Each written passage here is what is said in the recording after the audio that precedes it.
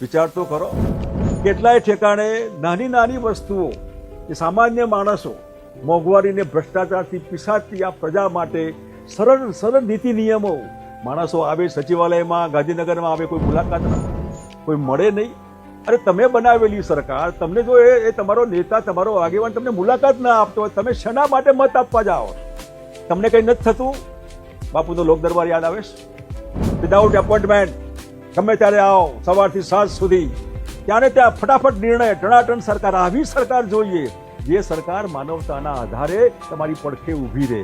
વિધવા બેન આવે, બાપુ વિચાર તો કરો, ઘરમાં કોઈ ખાવાનું નથી દેતા, શું કહીએ બેન, કેટલો શું આધાર કે કઈ આધાર?